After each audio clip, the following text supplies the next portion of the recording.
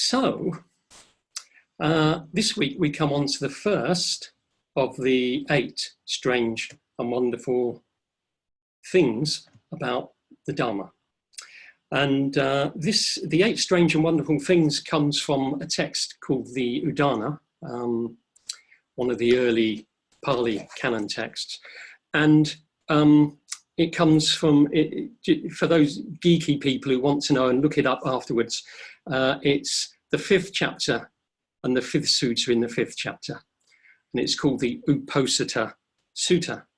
And there's a story that comes with that. That first of all, there's a story, something happens, and then the Buddha gives this teaching on the 8 strange and wonderful things. And I'm going to tell you that story another time, all in good time. But let me just read you the first of the 8 strange and wonderful things. What the Buddha does is he, first of all, talks about the 8 strange and wonderful things about the ocean, which is quite interesting because he'd never been to the ocean, as far as we know. So he must have just had this idea about the ocean, and some of the things he says about the ocean aren't strictly correct from a scientific point of view. And I might point those out as we go. So he gives 8 strange and wonderful things about the ocean. And then he goes on to say, just like the ocean, the Dharma is like this. And he gives the 8 strange and wonderful things about the Dharma. So here he is. Bhikkhus, he's talking to bhikkhus, monks. These are the 8 wonderful and marvelous qualities of the great ocean. Different translation here. Seeing which the Ashuras delight in the great ocean. What are the 8? The great ocean, bhikkhus, gradually shelves, slopes, and inclines, and there is no sudden precipice. Since the great ocean gradually shelves, slopes and inclines, etc., this is the first wonderful and marvelous quality of the great ocean. Similarly, bhikkhus, there are 8 wonderful and marvelous qualities in this Dhamma and discipline, Dhamma Vinaya, seeing which bhikkhus delight in this Dhamma and discipline. What are the 8? I'm only going to tell you the first one. Just as the great ocean gradually shelves, slopes and inclines, and there is no sudden precipice, so also in this Dhamma and discipline, there is a gradual training, a gradual course, a gradual progression, and there is no sudden penetration to final knowledge. Since in this Dhamma and discipline there is a gradual training, etc., this is the first wonderful and marvelous quality in this Dhamma and discipline, seeing which bhikkhus delight in this Dhamma and discipline. So that's it. So you might have noticed with the ocean, the Buddha says that Ashuras delight in the great wonderful things about the ocean. And I've been trying to figure out why the Ashuras have got anything to do with the ocean. The Ashuras are sometimes called the anti-gods, you know, of the 6 realms. You've got the Ashuras are one of those realms. And I've got no idea why they are the ones who delight in the things in the ocean. I don't know that. But you might have noticed that the bhikkhus delight in the 8 great strange and wonderful things about the ocean. And I'm going to talk about that another time because I think it's really important that they delight in the Dharma. So I must say that when I first came up with the idea of giving these talks, I didn't really look at the text very closely. I knew the text, but I didn't have another look at it. And so when it came to this week's talk, so last Sunday, I had a look at it and I thought, oh, what is there to say about that? The Dharma is gradual and there's no sudden precipice. It's going to be hard to fill a whole talk just with that, isn't it? But I did. I spent a bit of time that day just thinking, and I came up with a scheme and so on, and I wrote a few things down on a bit of paper. And I thought, okay, that's what I'm going to talk about. Then the next day, so Monday morning, after breakfast, I just picked up the middle discourses of the Buddha, the Majjhima Nikaya, because I wanted to look at a sutta. I wanted to look at sutta number 24 called the Relay Chariots, because I thought there may be something in that. I remember reading it years ago, and I thought that there may be something in there which is quite interesting. And I hadn't even read, I just read the first paragraph of that before we get anywhere near the relay chariots. And I thought, oh, there's my talk. That's it. That's the talk. So I completely ditched Sunday's ideas. And it's just a lovely little thing that happens. And the teaching. It starts off in the, at Rajagaha, in the bamboo grove, in the squirrel's feeding ground. And there's the Buddha with a number of his disciples, bhikkhu disciples. And just out of nowhere, he says, he asks them, bhikkhus, who is esteemed by the bhikkhus, by his companions in the holy life in this way? I'll just read you a couple, because there are a few things. But he says, having few wishes himself, he talks to the bhikkhus on fewness of wishes. Content himself, he talks to the bhikkhus on contentment. Secluded himself, he talks to the bhikkhus on seclusion. And he goes on like that, 10 things. So he just says, who amongst you is good at these things? And he goes through all 10. And then the bhikkhus say, oh, the Venerable Punamatani Putta is really good at all those things. And then then it really starts, because then Sariputta goes to see Punamatani Putta and he gets a teaching from him on the relay chariots. But we're not going to go there. We're just going to stay with this first paragraph, because it strikes me as an almost perfect teaching for us in this moment while we're in lockdown. So I'm just going to give a commentary on these 10 things, really. So let me just go through them. I'm not going to give a full commentary on all 10, actually. It would take too long. I'm going to talk quite a lot about 5 of them, and the others I'll just mention as we go and just say a few words about them. But I'm going to do a kind of quite in-depth look at some of them. So let's look at the first 2, because the first 2, in my opinion, are a pair. Who, the Buddha says, is esteemed by the bhikkhus, by his companions in the holy life in this way. Having few wishes himself, he talks to the bhikkhus on fewness of wishes. Content himself, he talks to the bhikkhus on contentment. So, fewness of wishes and contentment. I'm just gonna, last week I mentioned that, I think I mentioned that every day I've been going for a longish walk. I walk through a local park down to the river. I turn right at the river and I walk for a way, then I go to what's called the meadow. I walk around the meadow and then I walk over the bridge into Peel Park. Peel Park's a very nice park, and I did it again today. And there's a statue in Peel Park of Joseph Brotherton. Now, Joseph Brotherton is quite a man, I found out. I looked him up, and I found out that he was the first Salford Member of Parliament, and he was a Member of Parliament for Salford for 24 years. He didn't receive a formal education. He was an early vegetarian.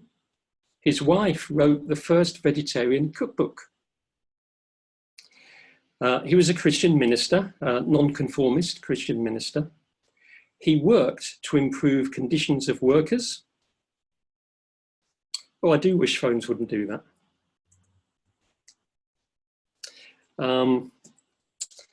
Where was I? Conditions of workers. He built schools. He opened a lending library. He established a fund to support the victims of the Peterloo massacre and was an overseer of the poor. He campaigned against the death penalty, campaigned for the abolition of slavery, and he campaigned for free, non-denominational non-denominational education. What a man. Anyway, the reason I'm telling you all this is because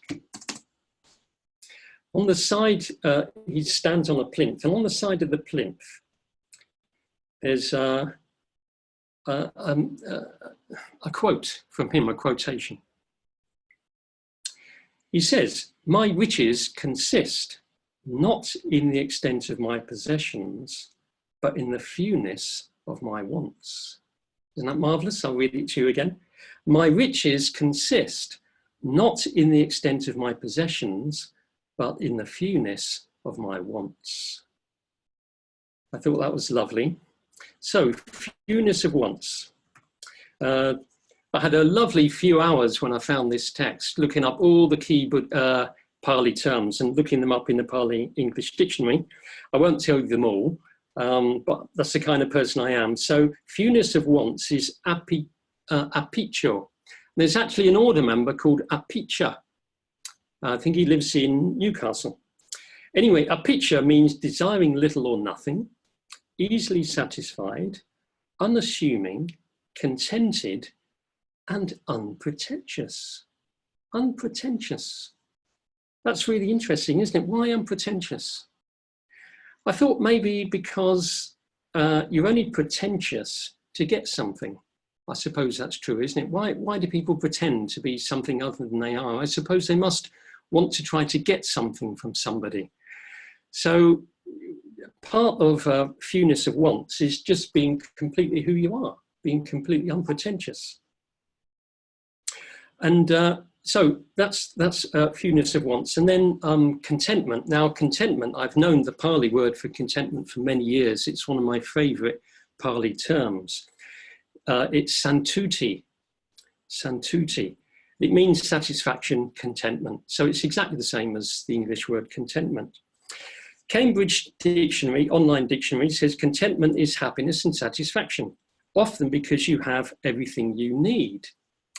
And I find that very interesting, that because you feel that you have everything you need, and sometimes you have got everything you need, but you still want.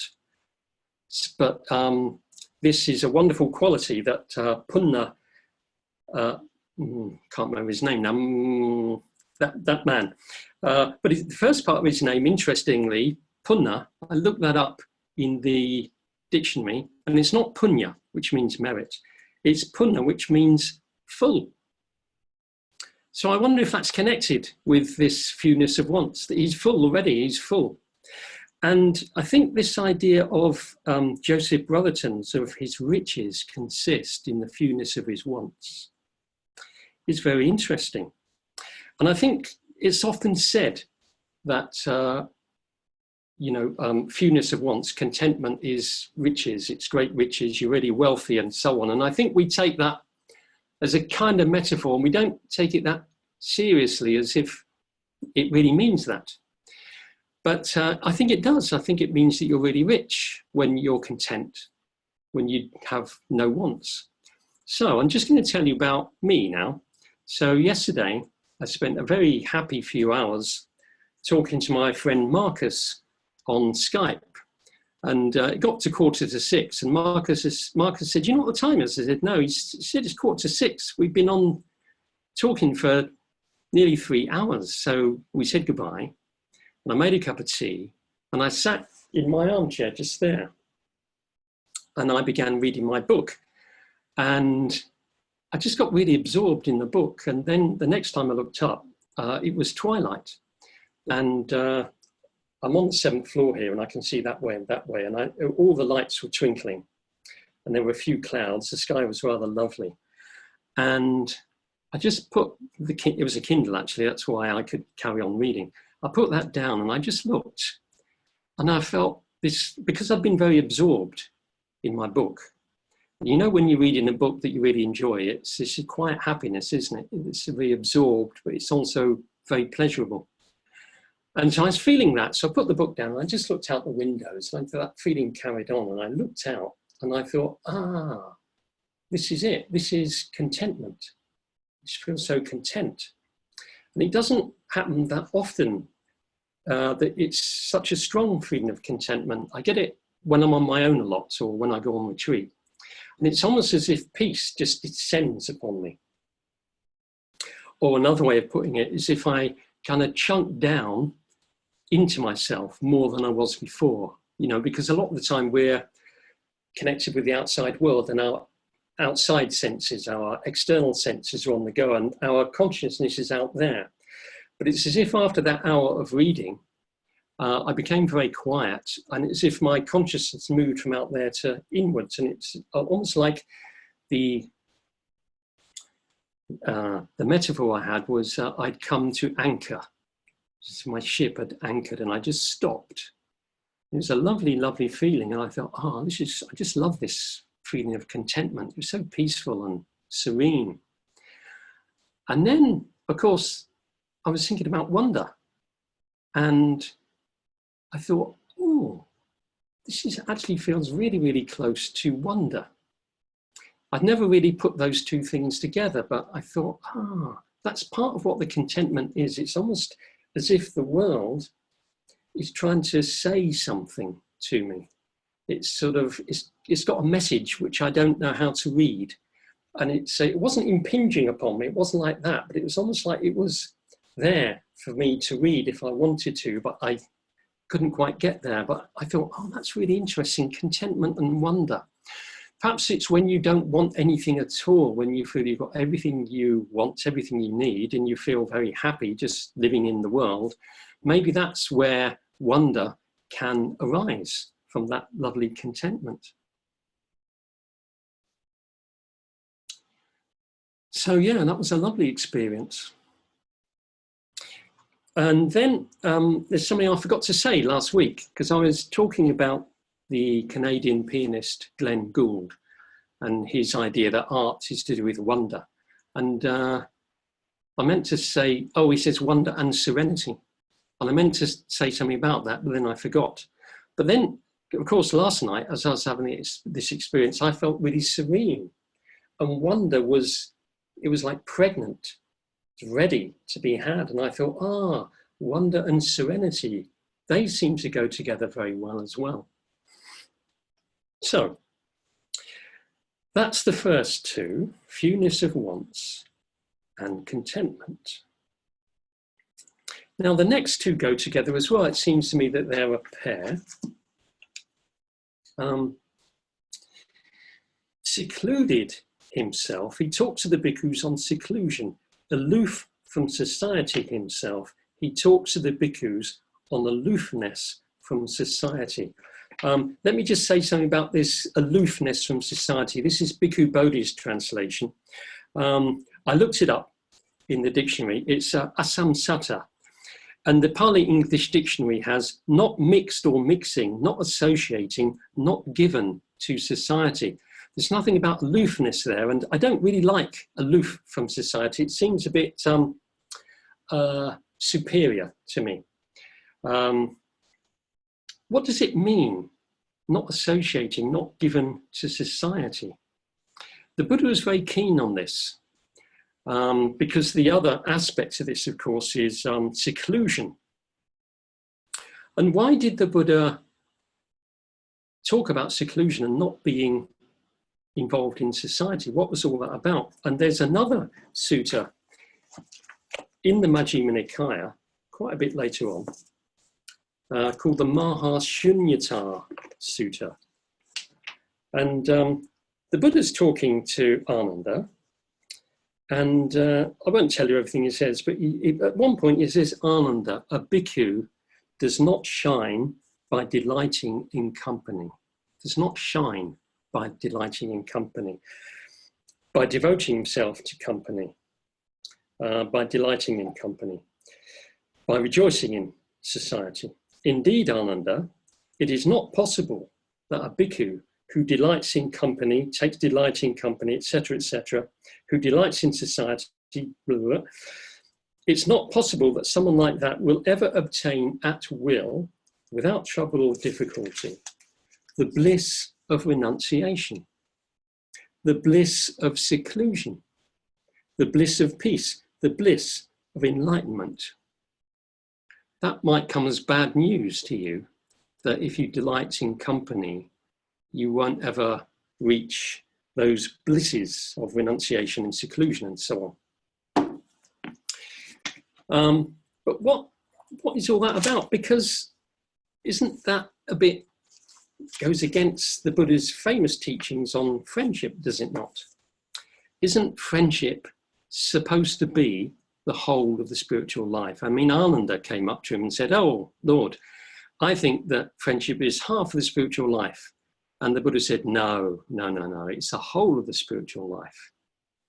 And isn't one of the 7 conditions for the ongoing welfare of the Sangha being, as long as the bhikkhus hold regular and frequent assemblies, they may expect it to prosper and not decline. So regular and frequent assemblies, isn't that joining together with people? So what's all this about not delighting in society and so on, and being aloof from society? I think the answer is that it's the kind of society you have with people. It's the kind of communication you have with people. I think, Sangharakshita, one of his main early teachings, and I kind of grew up with this teaching actually. We don't talk about it so much these days, but when I was a young man, when I say grew up with it, I mean as a young Buddhist, when I was about, I don't know how old I was, maybe 20. And then I first came across Sangharakshita's teachings, and he talked a lot about individuality, and we used to talk a lot about that, the individual versus the group, and this difference between the group and the spiritual community, etc. And of course he was criticized. He's often criticized for lots of things, isn't he? But he was criticized by some people for saying, well, individuality has got nothing to do with the Dharma. Where do you find it in Buddhist text? Well, here, I would say, here it is. What does he say? Let's see it again. He talks to the bhikkhus on seclusion. I'm going to talk a bit more about seclusion in a moment, don't worry, but also aloof from society himself. He talks to the bhikkhus on aloofness from society. Not aloofness, but not being involved, not delighting in society. I think what he's getting at there is, for the Buddha, society is the group, which means society is those people who aren't interested in the Dharma, who are just interested in getting on with life as it is. And the spiritual community is individuals who want to grow together. So it's quite different. Their communication is quite different. And in a way, one of the reasons I'm delighted to find this sutta is because here we are in lockdown, and the only people I've seen all day, I saw a few people from Shrewsbury today on Zoom, I had a meeting with them. And I saw a few people on my walk. Some people said hello, some people didn't, and that's it. And that's been like that for the last week, and so on. And it'll be like that for the next few weeks, I suppose. And many of you will be in that position. So we're in the position of being enforced, not being able to delight in society and forced into seclusion. But there is social media, of course. Now, I don't involve myself in social media. I'm not on Facebook or Twitter or Instagram or any of those things. But I hear not very good things about them, I must say. And it seems to me like, even though you might be in physical seclusion, you can always look at your iPad or your phone or whatever and get back in contact with people. And what the Buddha's saying is you need to be careful about that kind of contact, because it doesn't really help to get to the bliss of seclusion and so on. But let's go on to, where are we? For your wishes. Where am I? I'm looking for seclusion. Seclusion, here we are. Yeah, seclusion is lovely again. Viveka, actually in this text it's not, it's parvivito, separated, detached, secluded, singled. Parviveka, retirement. I retired a year and a half ago, but that's not what it means. Solitude, seclusion. There's a lovely word that one of my favorite words, viveka, separation, seclusion, singleness of heart. Singleness of heart. discrimination of thought. So here we get, now you're beginning to get the idea that actually the Buddha didn't, when he talks about seclusion, he meant it physically, but he also meant emotionally, mentally as well. And I'm going to talk a bit more about that later when we come on to meditation. So, seclusion. That's enough, I think, on that one. Now, before we go on to the next quality, I just want to say something that you probably noticed. I've read it a few times now. If we take the first one again, having few wishes himself, he talks to the bhikkhus on fewness of wishes. It's not just that this man Punna was content, secluded, etc., but he also spoke to the bhikkhus about those things. And this is quite important, I think. And I want to introduce you now to a wonderful figure from the Pali Canon, a lay follower of the Buddha called Mahanama. Mahanama. He's a wonderful character because he asks really good questions. He asks a question and then, you know, sometimes it happens that someone asks a question and you think there's a follow-up question there, but they don't answer it. But Mahanama does. He follows up with the questions and he's really good. There's a number of suttas and they're all called the Mahanama Sutta, 1, 2, 3, and 4, and so on. So they're really good, but there's this great sutta. I'm going to mention him twice this evening here and then a bit later on, but Mahanama goes to the Buddha. Remember, he's a lay follower. And he says, Buddha, what is a lay follower, a lay disciple of the Buddha? And the Buddha says, a lay follower is someone who goes for refuge to the 3 jewels. Good answer. That's a really good answer, isn't it? It's exactly the same as our understanding of what being a Buddhist means. So then he asks, in what way is a lay follower virtuous? So then the Buddha tells him about the 5 precepts.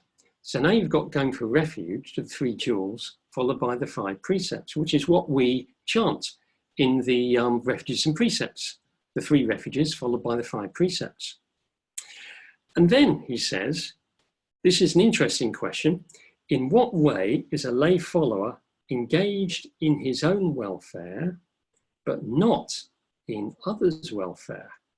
Now, there's quite a long answer to that, but I'm not going to give you the whole answer, but you'll get an idea of it just by the first bit.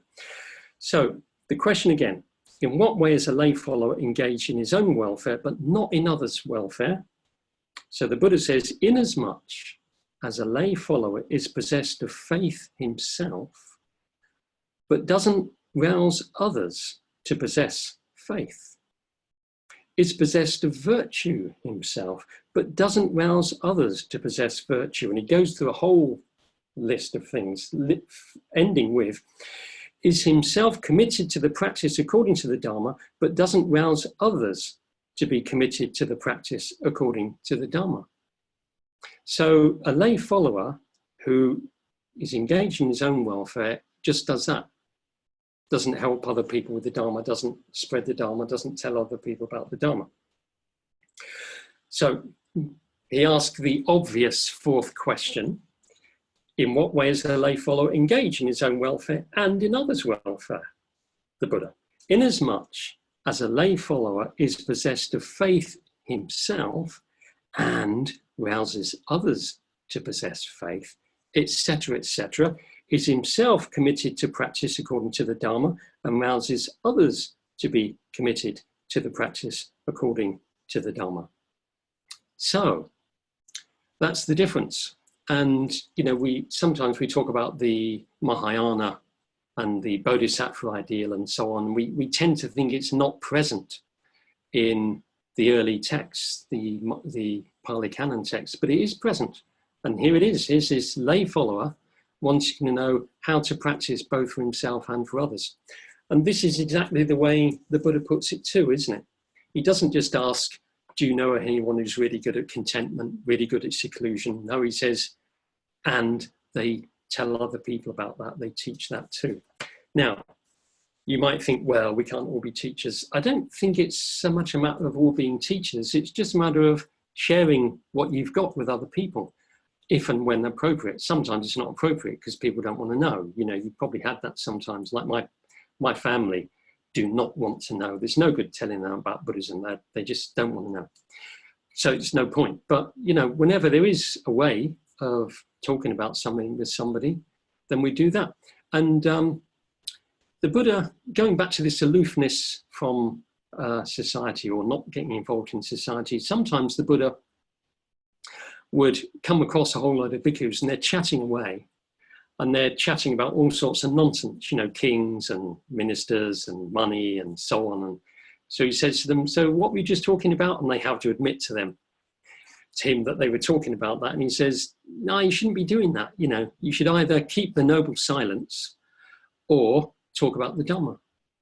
So that's the difference between society and the Sangha, really. So let's move on. The next thing, number 5, is virya. Have I finished that last one? Yeah, I have. Virya, vigor, energy, effort, exertion. I'm not going to say very much about this, just a few words.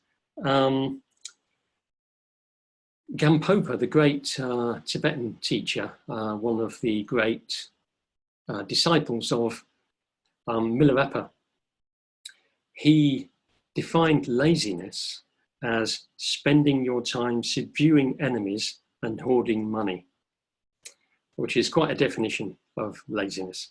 So he defined virya as energy in pursuit of the good. So it's not, you know, when you're lazy, it's not that you're not putting energy into things, you're just putting them into the wrong things. That's what laziness, according to him.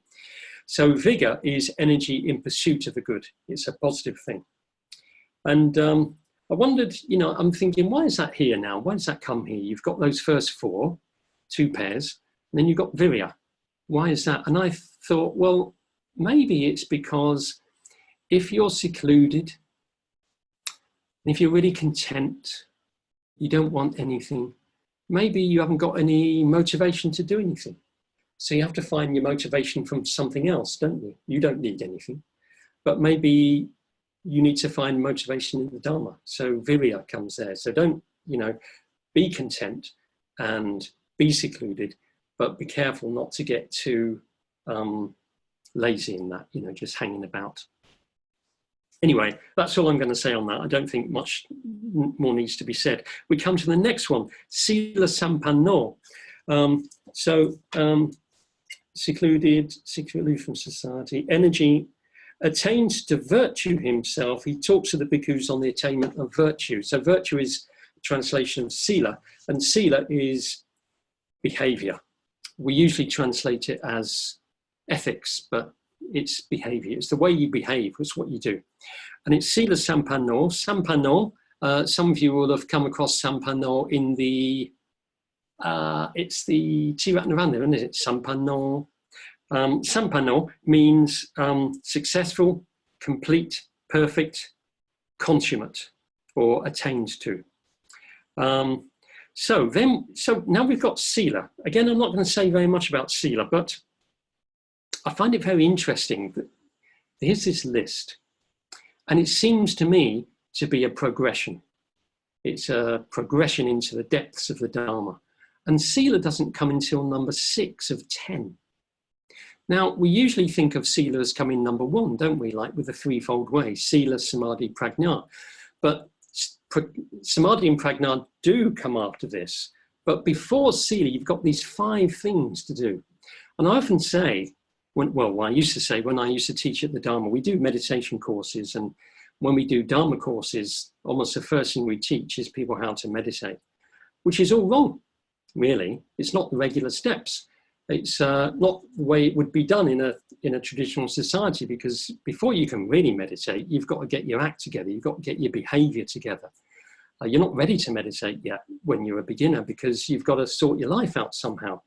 So I used to say that to people at meditation courses, slightly taking the mickey out of them a bit, but also then I would say, but of course, if we put a 6-week course on Buddhist ethics, probably not many people would turn up. So we have to start here. And then later on, we'll teach you about ethics. But here, it's even more pronounced because it's not until number 6 that you get sila. So what does that tell us? I think that tells us quite a lot. So to practice sila, one of the things that kind of makes practicing sila very difficult is other people and society around us doing all sorts of things, and sometimes doing silly things and sometimes annoying things, and you get annoyed and fed up with people and you might say things which you shouldn't and so on, and it's really quite hard to get a grip on your ethics sometimes when you're out there in the world. So if you first of all have fewness of wants, it's much easier to practice ethics because you won't have to battle so much with greed. If you're really content, that lovely feeling of contentment that I just tried to describe to you earlier, then it's much easier to be ethical. If you're secluded, it's much more easier to be ethical, and especially the seclusion of mind that I'm going to talk about quite soon, it's much easier to be ethical, etc., etc. So all these things lead to ethics, and it's a gradual. Remember, it's like the shore. It's like walking along a beach down into the ocean. It's gradual. And it's as if we ask people to sort of jump in at the deep end with meditation, when perhaps we shouldn't. And maybe now we've all got an opportunity, now that we're in like on an enforced retreat, many of us, some of you are still working, I expect, but some of us are like we've been enforced to be on retreat. Well, now we can really work on these other things, which are a wonderful basis for ethics. So, Sila Sampanno. Next one is Samadhi. How does he put it?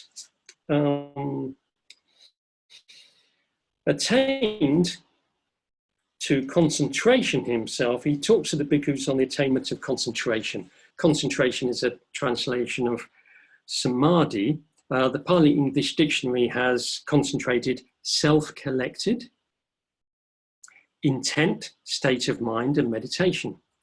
What it doesn't have is a word that I really love, which is absorption. With Samadhi, you become absorbed.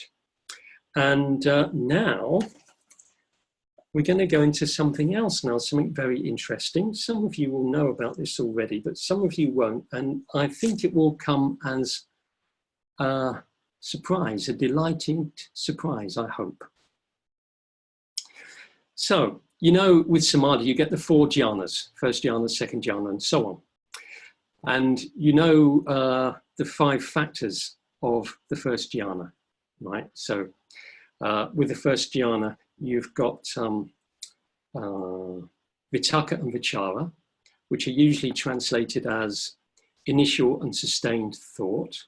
And then you've got piti and sukha, piti being delight, ecstasy, sukha being happiness. And then ekagata, which is ekagata chitta, actually, one-pointedness of mind. So that's the way we think of what the first jhana is. But here's the Buddha on the first jhana. He says, quite secluded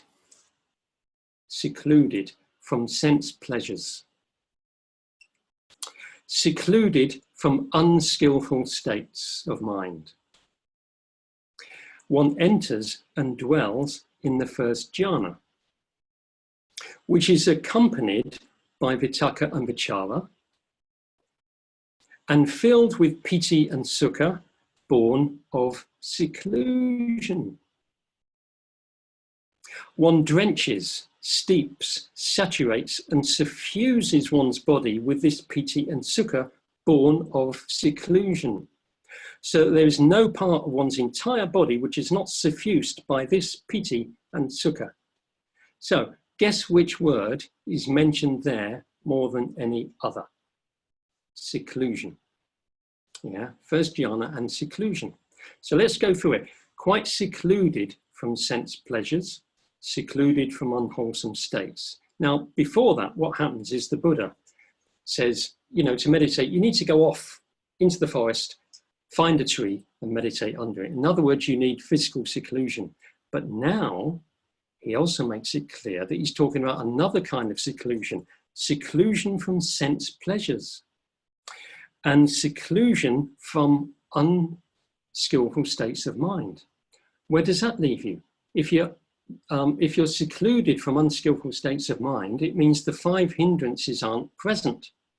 So there you are, first jhana. But there's more to be said. And I'm reading this from Lee Brasington's book on right concentration. Some of you, I've done some study with some of you on this, so you'll know it. But he's done some really, really good work on the jhanas. And what he's discovered is what we think are the factors of the jhanas, the way we think of jhanas, doesn't actually come from the Buddha. It comes from Buddhaghosa 800 years later in his Visuddhimagga. And by then, they'd raised the bar of jhanas and they'd made them much higher than they actually are, because what you notice, there's no ekagata in this description. There's no ekagata, there's no one-pointedness of mind in the first jhana. You're not that concentrated in the first jhana. And vitakka and vichara, we understand them to be initial and sustained thoughts. And, you know, we often say, oh, that's what you need, that initial and sustained thought to gain insight. You need to be able to stay with the object. No, apparently not. That understanding of initial and sustained thought comes from the later tradition, the Buddhaghosa Abhidharma tradition. They've changed the meaning of those 2 words. In the Pali Canon, those 2 words don't mean initial and sustained thought. They just mean thinking and thinking. Vichara, apparently the root of vichara means to travel. So you're just traveling around in your mind. And this makes sense of this. Listen, one enters and dwells in the first jhana, which is accompanied by vitakka and vichara. There's a bit of thought going on still.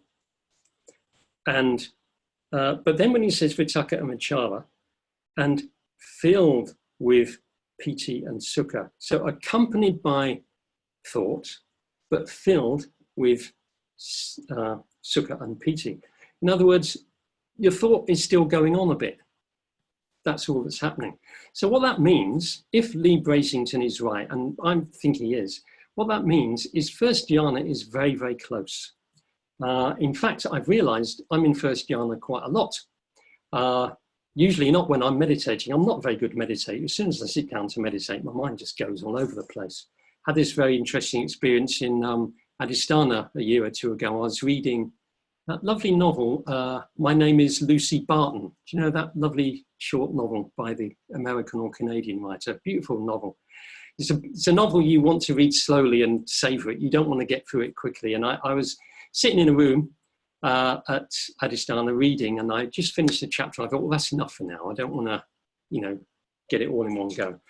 And I thought, oh, I'm feeling so content, so absorbed. I think I'll go into the shrine room. 5 minutes later, after being in the shrine room, all gone. All that lovely contentment and concentration, just gone, vanished into thin air. It doesn't really work for me when I'm trying to meditate like that. But, and I used to think, oh, I can't meditate, meaning I can't become concentrated, but that's not true. I get very absorbed, very concentrated, reading, listening to music, communicating, thinking, lots of things I get really concentrated at. I get into first jhana quite frequently, but when I sit down and do the mindfulness of breathing, it doesn't seem to happen. I don't know why. I don't know, something about my mind. But anyway, so this is really good news, isn't it? So now I want, what I'd like you to do now is just look at your mind now. What's happening for you? Are you secluded from sense pleasures?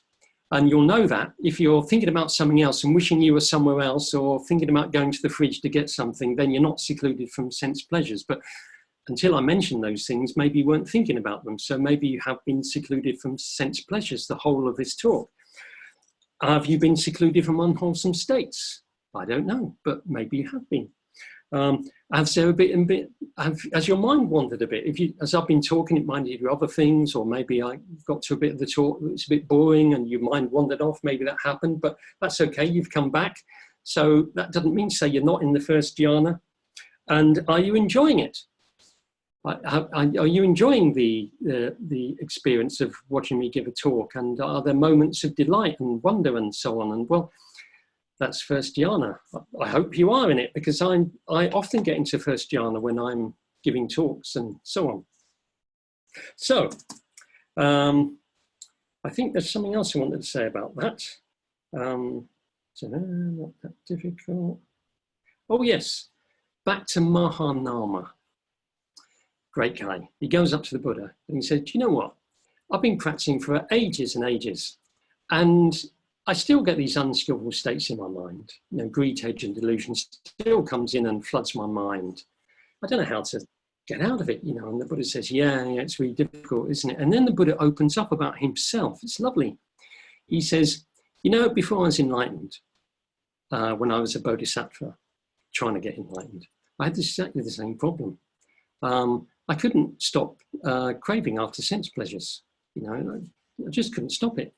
Well, he didn't say that, actually, because you might look this up and I'll better tell you the exact words.